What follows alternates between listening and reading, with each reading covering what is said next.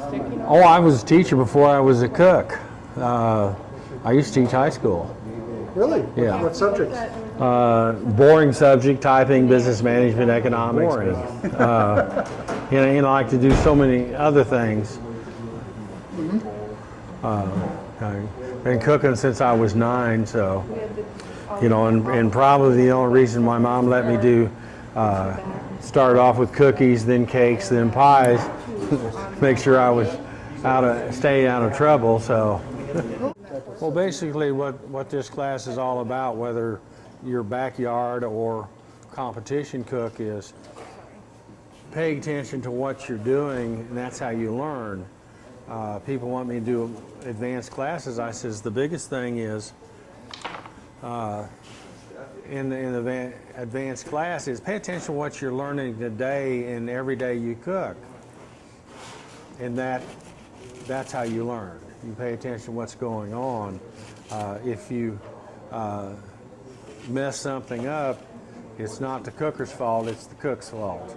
So I try to, excuse me, I have to instruct a student here. Well, that's why I have editing. Please stop, sir. I will. Cut this in half and then cut it that way. Okay. Well, that's much. Not at an angle, but okay. Well, I did, but it's, you know, one half is, I want it straight a half. Okay. So now, yeah. The grain changes in the point. So, hot? So you got to know your meats. Yeah. But, you know, it's trying to, I tell them whatever I tell them, don't take as gospel. Mine's been a very successful way, not only for me, but for my students. But take what you already know and what I'm trying to teach you and come up with a different way to do things, hopefully more precise, more accurate, and a better end product. If not, you revert back to what you were doing. So that's basically, you know, how I set this up. I don't want them to do what I do, you know, work my system into their system. My system is pay attention to what you're doing, keep accurate records, and if my basement hadn't been flooded, I could go back to 1981 when I started this crazy stuff. Tell you what I did every time I cooked backyard, practice, competition, everything. I tell you what the weather was, how much charcoal I used, what wood I used. I just keep track of things like that, so then I can recreate it. And if it was a hit with the consumers, you know you did something right? Yeah, well, most of the time if you have people over, it's a hit. People say, well, you know, everybody I cook for, you know, they come over to the house and they say I have the best barbecue around. Should I get in competition? Oh yeah, get in competition. Well, my question is, what did you charge them? Well, it was free. Well, I rest my case, you know. And I tell people, you know, don't tell me this is the best barbecue you've ever tasted, because it's not, and I know it's not. Tell me, you know, if somebody critiques me, I want the truth. You know, if it's bitter, if it's sweet, if it, you know, whatever you have. What kind of advice would you give them? Pretty much what you've been saying, but I guess what do you see that they do wrong usually? Most of them don't have any patience, and that's where all these shortcuts come in that they do, and I don't do. Shortcuts really compromise the product. They compromise the flavor. Alan has some chopped up brisket. Okay, let's talk about this brisket. You did this one right? This is brisket point. We cook them hot and fast. You know, they're charred. We were going to have them for lunch, but they didn't get done, so we're just snacking on them now. Someone buys a smoker, what should they do? Besides having patience? Pay attention to their smoker. Where's the hot spots? And to find that out, crank it up to, say, 350, 400 degrees, and go to your grocery store and buy some canned biscuits and put it all around your pit. You'll find out your hot spots. Then you can have the biscuits or have some macerated strawberries and have strawberry shortcake. There you go. Smoked strawberry shortcake. Hot spots are bad, though, right? Maybe Not if you know where they're at and what you're cooking. Some things need to be cooked probably a little hotter than other things. Now, if I'm doing just ribs, I'm going to cook at 275. If I'm cooking just chicken, I'll do 275. I feel that they render out better and are a better tasting product. And I get a lot of, because I tell people to cook between 230 and 250. And, oh, wait a minute, I've always heard low and slow. Well, check any reputable cookbook, a 250-degree oven, and that's what a smoker is 250 degrees, is considered a slow oven. And it's better for nutrition, right? It just makes a better cut of meat. Tender. Well, if you have to cook, say, brisket so long to let the protein, the collagens all break down to be tender. And that's where your heat and time, do it. How about marinades? I hear some people say they don't like using marinades at all. The only thing I use marinades on is, Are they worth what? it? Are they worth it? Oh, yeah. Marinades, I think there's a misconception. A lot of people think that they're there for tenderizing. Most marinades are there to change the flavor of the product. So I'll marinate things like chicken, pork tenderloin, stuff like that, whereas I don't do a marinade on brisket or, say, pork butt, stuff like that. Because you want the true flavor of the meat. Yeah. Okay. Are they good? Are they beginners? Are they getting there? They're both. I think they're all conscientious. They all want to learn, and I think that's the main point. They're not here to play. They're here to learn and try to learn to do things in a new way and a better way. So this type of cooking has pretty much stayed the same all the years. So it seems like everything's gone quick, high tech, computerized. Is there? Yeah. Do you see a change coming in this? I do, but then I have these people. They get upset because people have, as I call them, pellet poopers, pellet cookers. They have the Guru, which controls your air and your temperature. They want to revert back to the old days. I was, well, how far back should we go? Should we go back? We could go way back and dig our own ore and smelt our own iron. And how far back do you want to go? And I just say, if technology is beating you, you need to find a way to beat it. That's just like someone says, well, us don't have any electricity. We won't have any of these fans that are driving things. I says, I know how to make a windmill. I can get anything to work. It's just a matter of putting your mind to it and figure out how to beat the system, so to speak. If you want to change this or change that, I pay attention to what's going on. So. You have a restaurant in New York? Yes, called Rub. Where do you Righteous find it? Urban Barbecue. What? New York City? Yeah, it's in Chelsea District, 208 West 23rd Street. Now, when you cook for restaurants, you have to plan, don't you? Oh yeah, we had fun when we first started. One of the best nights that we ever had. We were only open in the evening because I didn't have a staff trained for lunch. But we did 16 butts, 16 briskets, 100 slabs of baby backs. I don't know how many slabs of St. Louis style ribs we did. 30 chickens, duck, pastrami, ham, turkey, 3 types of sausage, rib tips. We opened at 6 o'clock. We were sold out of food at 8:30. So people were ready for it. The word must have got out. And well, it used to be we opened at 5. No, we opened at 6 and they started lining up at 5.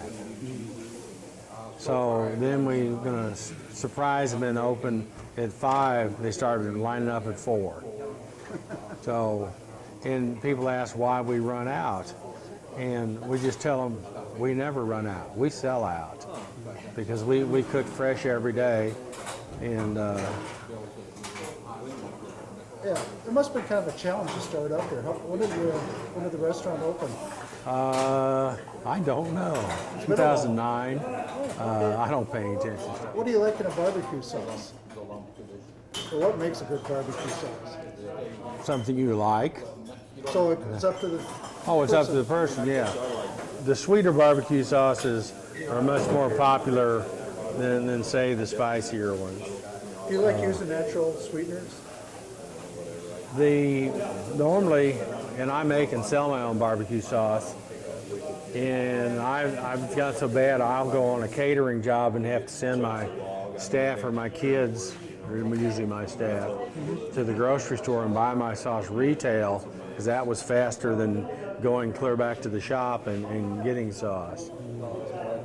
Barbecue can be enjoyed, and that's on this class.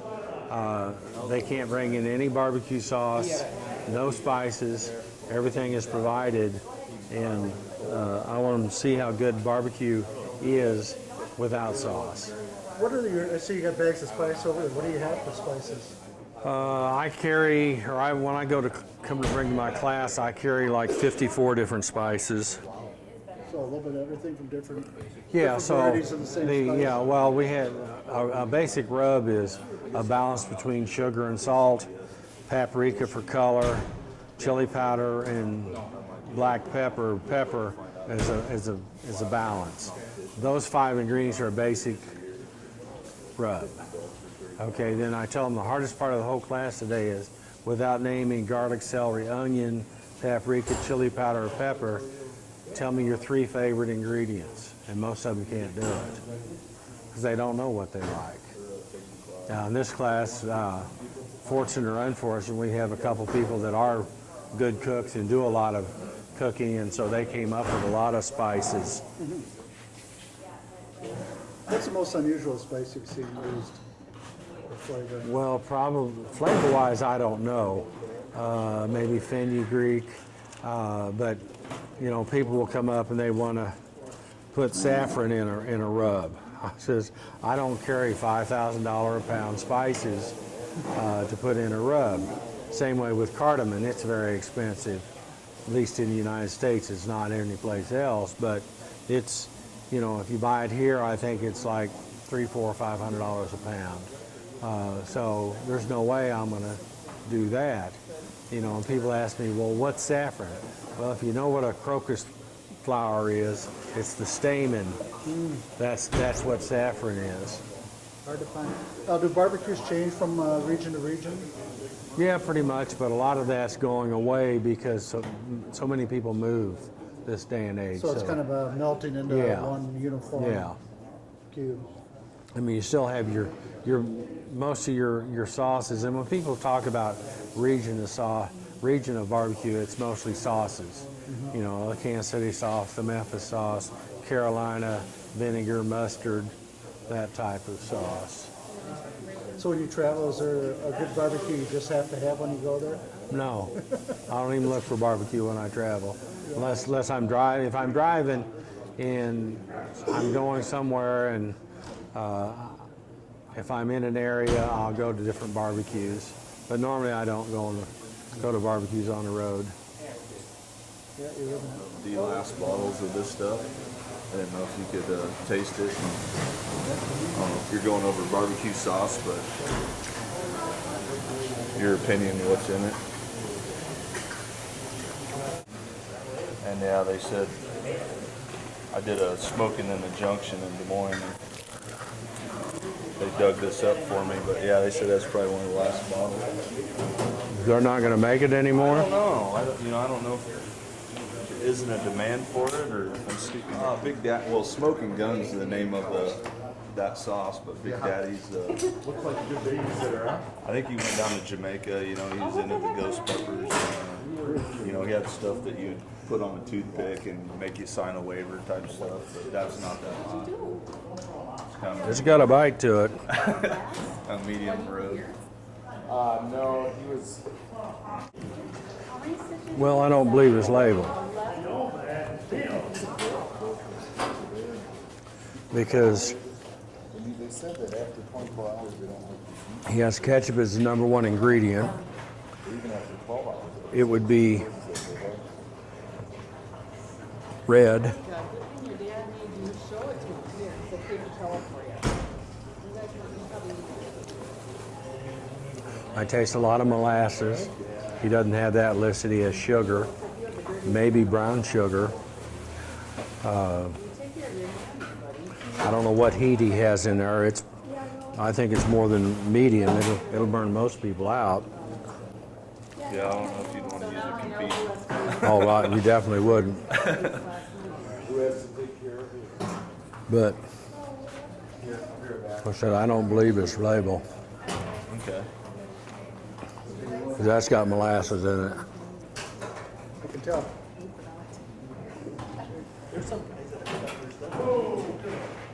Just the pepper, you know, the I don't know what pepper he has. That's hot. see, he's almost in the Jamaican jerk thing. Yeah. He'd import peppers back from there. Okay, children, get out a pencil and paper or a writing instrument and paper. We're going to do that wonderful barbecue sauce on paper. It's tomato, which would consist of ketchup, tomato paste, tomato sauce, tomato puree, tomato soup. Okay, we're going to start with 1 bottle of ketchup. In my case, I go to Sam's, 44 ounce. We'll say 32 ounce, 44 ounce, it doesn't matter. Whatever you have access to.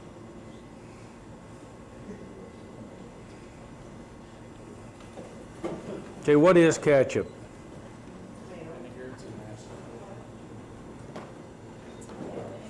Okay, ketchup is tomato paste, a sweetener, a sour, other liquids, spices. What's a barbecue sauce? Tomato base, sweet, sour, other liquids, spices. So all we're doing is building on a proven flavor enhancer. Basically what we did on the rub. Everything that went in those 5 basics of the rub are flavor enhancers. So we're doing the same thing using ketchup. Ketchup used to be the number 1 condiment in the United States. It is now number 2. Number 1 would be salsa. And so now when you go in the grocery store and you see Chipotle ketchup, habanero ketchup, different types of ketchup. So they're trying to bring ketchups back and get the number 1 back. It ain't gonna happen. Too many salsas out there. So what do we have for sweets that we can put in a barbecue sauce? No. Honey, molasses, sugar, white, brown sugar, corn syrup, light and dark, agave, blue agave, maple syrup. That's pretty much the basics.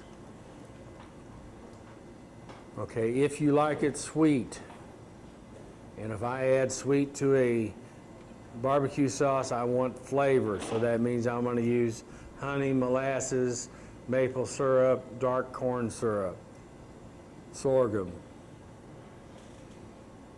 1 cup. If you don't like it that sweet, add what you think you want, or no sweet. It's entirely up to you. It's your flavor profile, not mine. The way she yelled and you didn't answer it, my God. Okay, sours. What do we have for sours? Okay, lemon, lime, citrus. Orange juice is not a sour, it's another liquid. Same way with grapefruit juice. They're not acidic enough And what the sour does is lower your pH into below 6, because you want it down there, because if you don't, it's going to sit on the counter and it's going to start fermenting, so you'll have barbecue wine. I had a friend of mine, he bottled his barbecue sauce, he didn't have any vinegar in it. He says, Paul, I opened up the sauce and it blew up. You know, it did. You didn't put any vinegar in, did you? No. Okay, what else besides the citrus? What? I can't hear. I still can't hear, but that's okay. Citric acid? No, that's not considered as sour. That'd be a spice. Other than your citrus juice, which we already talked about. Have vinegar.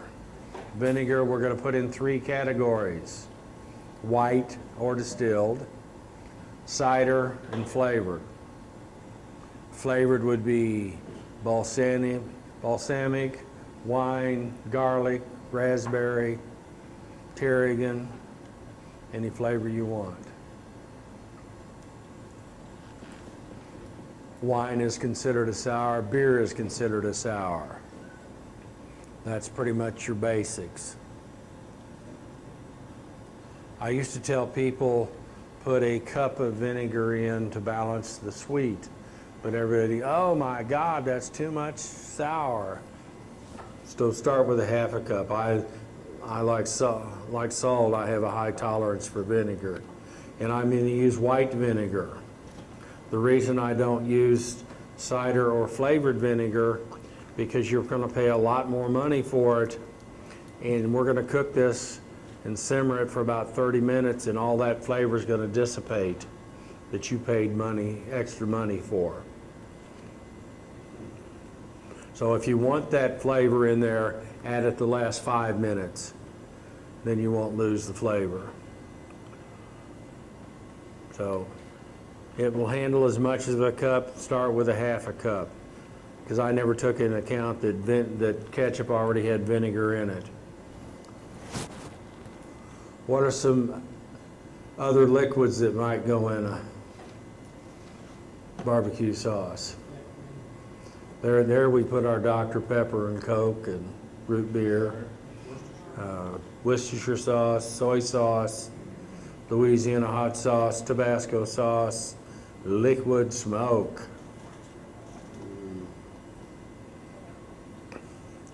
A lot of people, there's a lot of controversy on liquid smoke.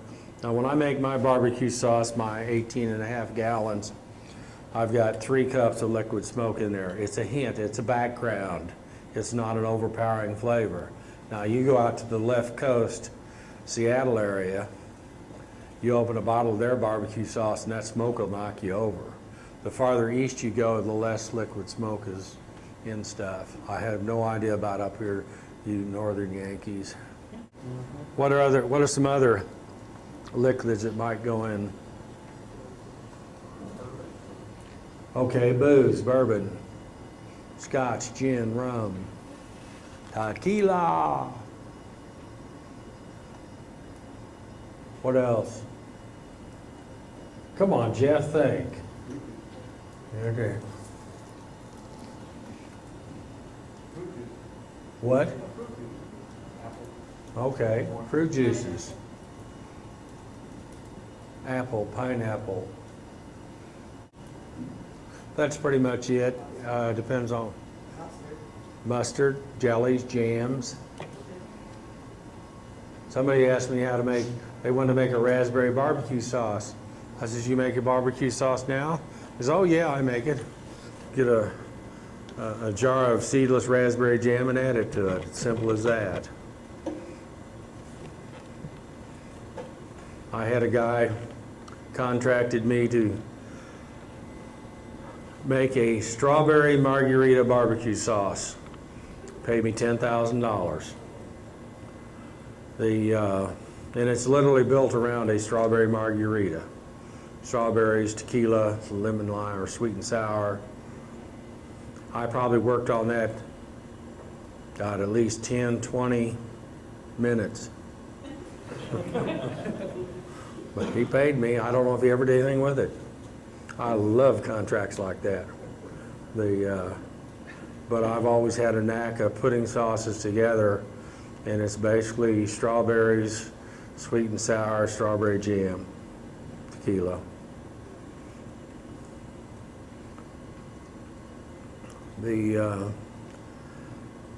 Remember, any liquid you add to a sauce is going to change the viscosity or the thickness of the sauce, so it depends on how thin or thick you want your sauce. The hardest part here again is going to be the seasonings. I tell people to start off with a tablespoon of chili powder, when barbecue sauces do not need chili powder, but a lot of them have it in. A tablespoon of salt, a tablespoon of pepper. Oh my God, that's a lot of salt. Then start with a teaspoon. You're just going to keep adding. And then your 3 favorite ingredients. Some people will take their rub and add that and build a sauce around the rub, and it's, well, that makes perfect sense. Your rub and sauce complement each other. It makes no difference, because back in the early days, Rich Davis, the creator of KC Masterpiece, used to pay people $100 for any blue ribbon they won using his barbecue sauce. So I'd add it to mine, and here, Rich, I won 3 blue ribbons. I got $300. What? He never said that. But I did real well one year that he did that. And I told him, I says, his sauce mellows mine out, which it does. And then in his cookbook that he wrote, you know, if you add KC Masterpiece to your barbecue sauce, it'll mellow it out. He didn't say I said it, he said it. So anyway, so like I said, the hard part is whatever flavor you like. Now, I do things on the Oriental side, the Asian side. You know, your garlic, your gingers, stuff like that. A friend of mine, a chef, does sauces. He's more on the Italian side. So whatever flavor you like is what you add. And start with a small amount. A small amount would be probably 2 teaspoons of some flavors. It's something you're going to have to work out on your own. So, but put all the dry ingredients in a saucepan, then the liquid ingredients, and then dissolve all your dry ingredients with the liquid. The reason I tell you to do that, back when we did this in Kansas City, Tuesday, Thursday, we would do it on paper like we're doing here, then they would take it home and make it and bring it back for the last Thursday class. And I asked this one kid came in, and they would bring their significant other, because we would critique their barbecue sauce and their ribs that they cooked with the rub I made that they concocted. And I said, how'd your sauce turn out? So, oh my God, it blew up all over the kitchen. I said, what? I said, what did you do? He said, well, I put my cup of brown sugar in and all the ketchup and all the ingredients, and I stirred it up and turned the gas stove on, got a phone call, and left the room for about 5 minutes. And when I came back, it was on the ceiling all over the kitchen. And I can still see his wife's face today. She was pissed. And I said, I don't understand how it happened. You said you dissolved the sugar. Well, what he did, he stirred like this. The sugar's packed a cup of brown sugar right there, and apparently it created a bubble underneath the brown sugar, and that's what popped. So that's why I say dissolve it, then pour your ketchup in. And bring ketchup to a boil, and when ketchup boils, it does pop. So don't burn yourself. Reduce the heat, simmer, stirring occasionally. If you're using the flavored vinegars, put it in the last 5 minutes. And I'll also, sometimes I'll hold vinegar back, or I'll add water to my ketchup bottle and rinse that out. And so I hate leaving ketchup in the bottle. Any questions? God, they know it all. Hooray! You said that you need to be aware of the viscosity. Is there any? Beware It's of too what? thin. You can thicken it up several ways. One, you can cook it a little bit longer and reduce it down. Two, you can get a 6-ounce can of tomato paste and add that in, which is going to change your flavor a little bit. I like to use tapioca flour. It's a thickener. It doesn't affect the flavor. I do not like using cornstarch or arrowroot because a lot of times when you make it, you'll thicken it with that and then put it in the refrigerator and it'll get cloudy and start breaking on you. No, I've not tried clear gel. Yeah. But that's the way I normally do it with the tapioca flour. You ever use xanthan gum? Yeah, but it's too expensive. Xanthan gum's about, last time I used tragacanth rather than xanthan, and this was got to be 15 years ago. It was $13 a pound then. I don't know about the xanthan gum, how much it is now. But I know you can get, in some Whole Foods, you can get the xanthan gum. About $6 a pound. Okay. No, what I liked about the tragacanth, it was a cold emulsion, or it reacts with the sugar, not with the heat. So, case of tomato paste to 2 cans of ketchup. So 3-to-1 ratio. Number 10. What? Number 10. Yeah. In tomato paste. In like your 44-ounce ketchup? No, that's when I make my own barbecue sauce that I bottle. No, that's the one I've got to finish the 100 gallons when I get home.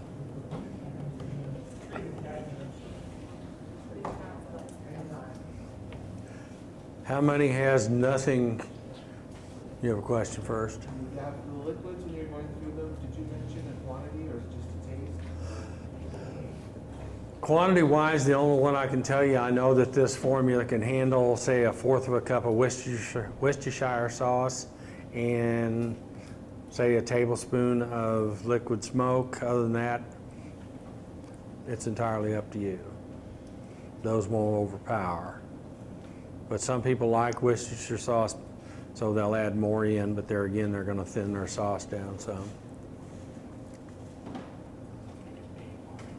Back to who doesn't have anything that's not done yet on their pit.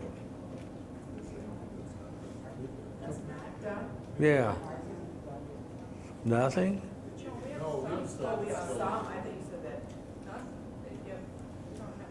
The judges are going to judge, and they're going to know who cooked it. Then after the judging, they're going to tell you why they judged it a certain way. That's a learning experience for you and them. I don't know how many of them are CBJs, and if you want to know what a CBJ stands for, look it up on the internet. Don't be shocked. Hey, tell us what you're doing now. What? Tell us now, please. Things covered Please hang blood up dye. and try again.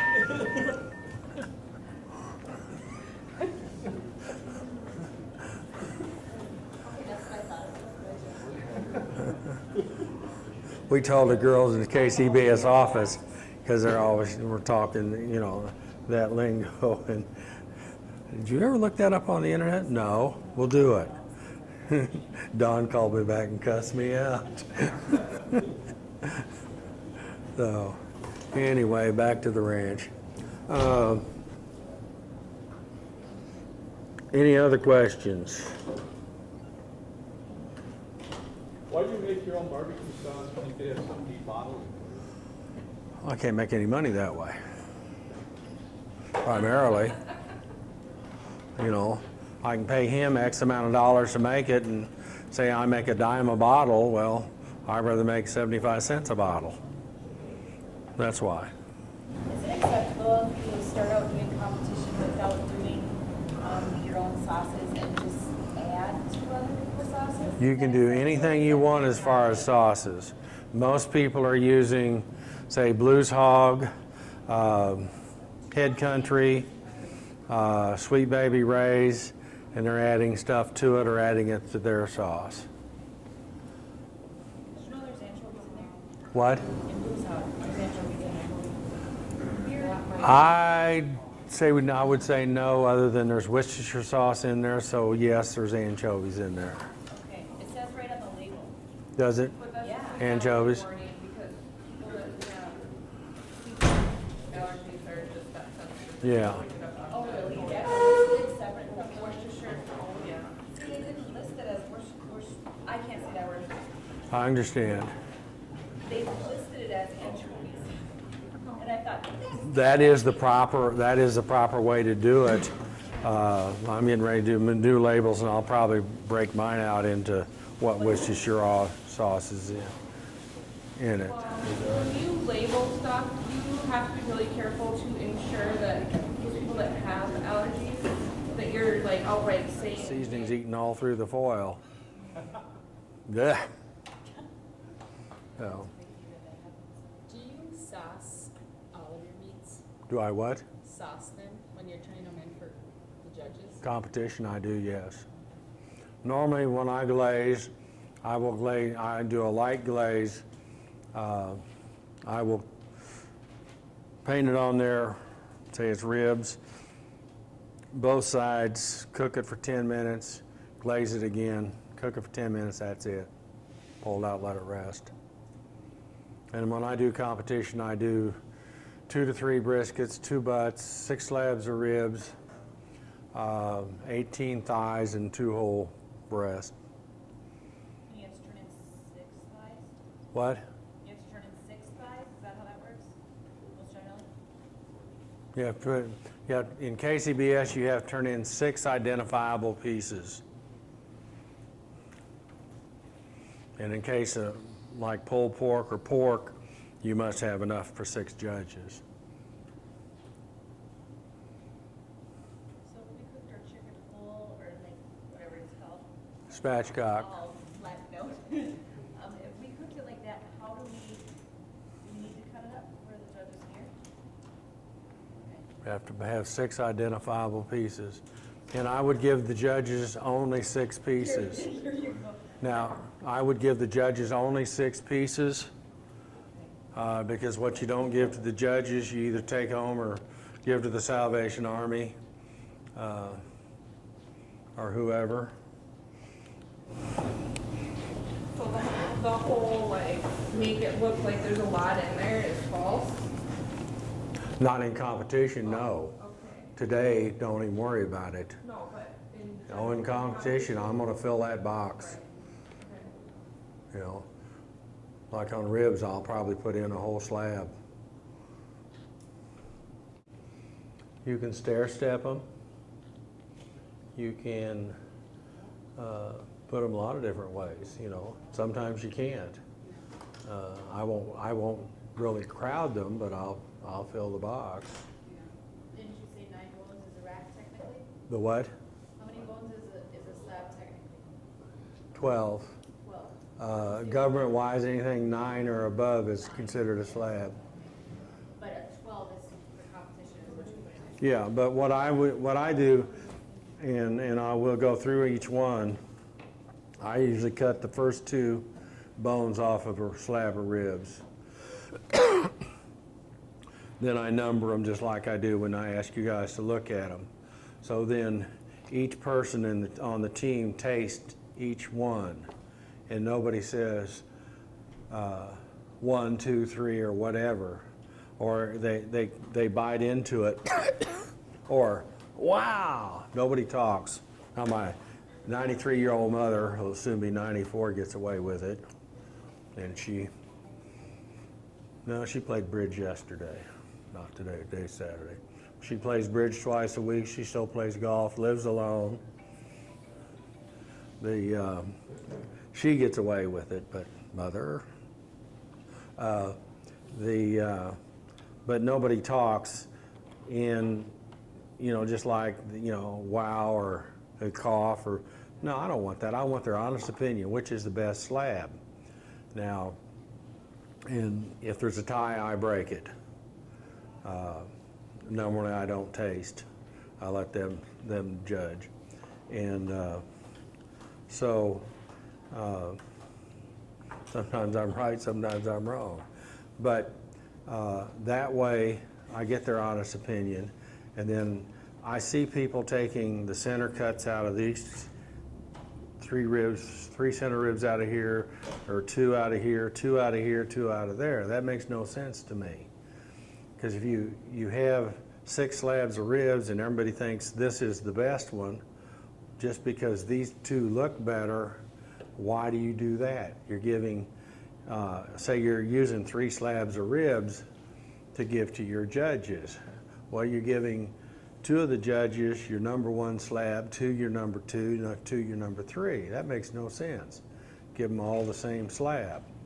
But it looks nicer. I don't care how it looks. You can still make them look nice, and yeah, that presentation score is very important.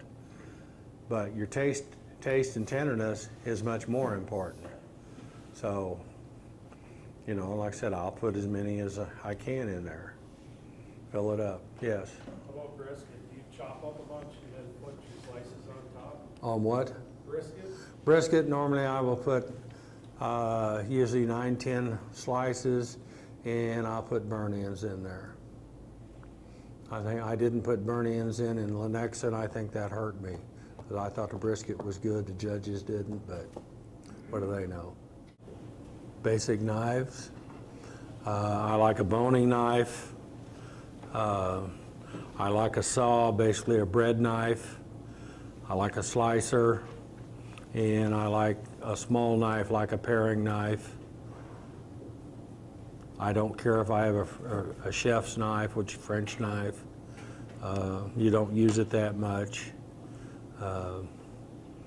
I carry 2 forks that I pull the pork with.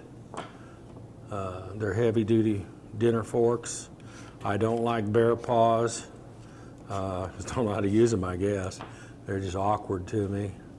I have a couple, what are they, meat rakes. They're not too bad, but they're awkward also. I go back to my forks. I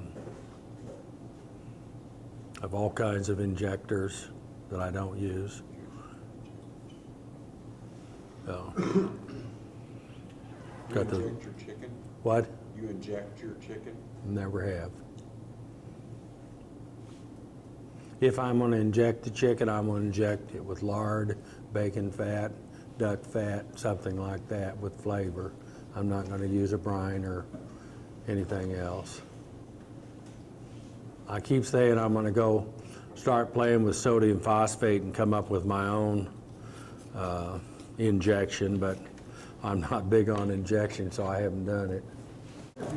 Have you seen that? The braiding of the parsley? I don't remember where we were, but they... So there is no braiding in there. Yeah, I actually, my presentations I don't have a problem with. Well, I don't either.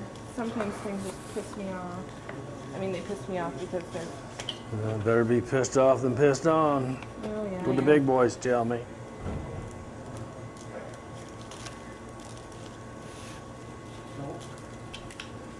What was it? 160.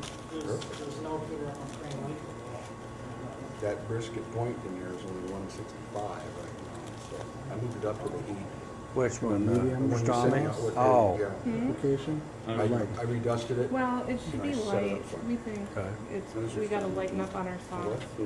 Yeah, those, What do you guys It's think? dry, it's just like Are a you guys bread. at the? I don't know if that's Are you guys right or super wrong. light Check on your temperature sauce of or it. not? On chicken? Yeah. Well, you know what, we have seen a lot of people that have turned in the really bronze looking stuff, you Yep, know? yep. And they're the ones that are winning. Well, there's ways, but you don't have to like super duper sauce it either if to do that. You No. know? So Well, you gotta have a way of, A nice consistency of their glaze. like Paul said, you know, you gotta go, you know, you gotta glaze it, you gotta caramelize the sugars. oh yeah. in it. I like this one. And Paul, you said you put lard, duck fat, or bacon fat under the skin of the chicken thighs, right? Mm-hmm. And you put that on and then put the rub on? Mm-hmm. All right. And then I rub the skin and put the rub on the Mom skin. always used to say what was the flavor. And then the other question I forgot to ask in What class, flavor how comes much from? rub is too much on any of your meats? I sprinkle These are baby back. sprinkle it on like a heavy salt and pepper. I don't rub it in. I tell people that clogs the pores of the meat. Number one, meat doesn't have pores, but it gets my point across where it smothers it. Where So sprinkle. seasoning and heat do not, or the heat and smoke do not penetrate a thick layer of seasoning. Okay. Either leave So it sprinkle instead of Yeah. putting it on and rub.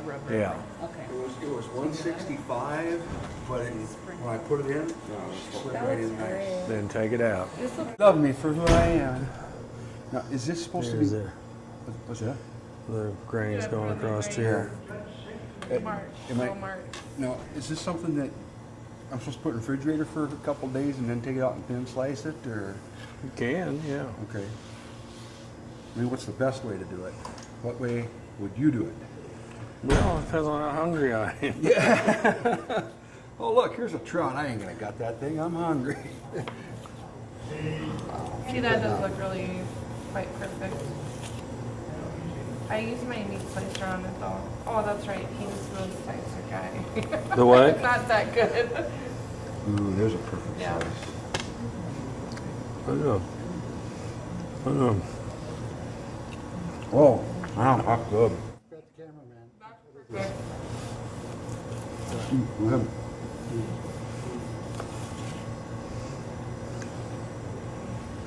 Thank you, sir. It's almost too salty. Well, I like to try to soak it overnight, get some of that salt out of there. Okay. Did you do your own corned beef? Ever? I used to, I don't, just because I don't take the time. Bad enough doing my own bacon. What temperature should I pull, or should we look at chicken off? Chicken, 160. That's what I thought. Our chicken's done. Okay. Pull it out. We wrap it in Plastic wrap. Can I borrow? We don't have plastic wrap. Yeah. Mine off in the van, just like I'll get it. Is this your biscuit here? This is prime rib, or pastrami. Oh. It's corned beef with a coriander, black pepper, sugar, and garlic seasoning on it. Helps sell. Tasty stuff. And the cooking instructions would be, Cook it just like brisket. Don't use garlic salt. What? Yeah. You know, we didn't have the granulated garlic somewhere. Somehow I either left it out or it disappeared. So, Is this N for sale? yeah.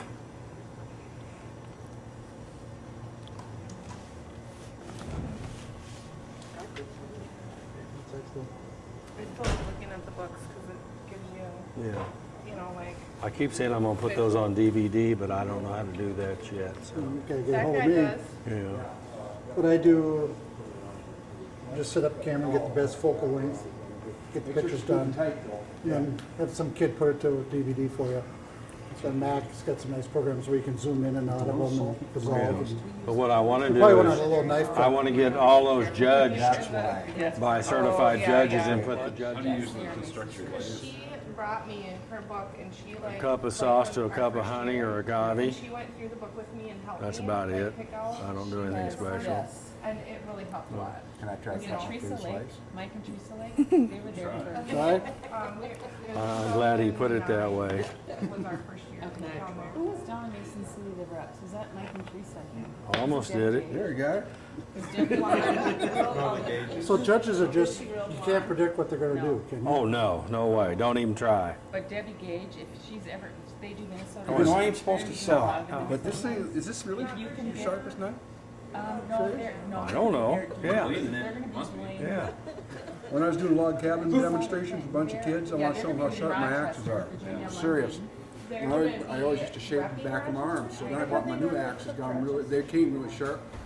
In front of 60 kids, I said, no, you gotta be careful because they're very sharp. You can shave my head. I looked down and I had filleted the top of my arm off, blood everywhere. Lily, patch me up, you know. And the teacher goes, nobody ever done that for us before, you know. Here. Okay. Virginia and her husband do here with the Polson. Yes. That was a teaching moment Not that I there. would, Let me see this. yeah, apparently we've done. I'm gonna go get a shirt. I'm trying to remember who's out there. Yeah, Dave and Virginia are really good. They like That to, ain't you know, thin. Oh, that's good. Yeah. because then they can offset some of the costs. About thickness of bologna there. That's just crazy. I'm gonna hold up and see through it. There's no way. Okay, now that would be good with some sauerkraut. Oh, yeah. Swiss cheese. Oh, some Thousand Island Yeah. dressing. That is corned beef. And I do a pastrami rub, which is coriander, black pepper, brown sugar, and garlic. Use Yum. third of a cup, fourth of a cup, 2 tablespoons, tablespoons. Trying to beat the master.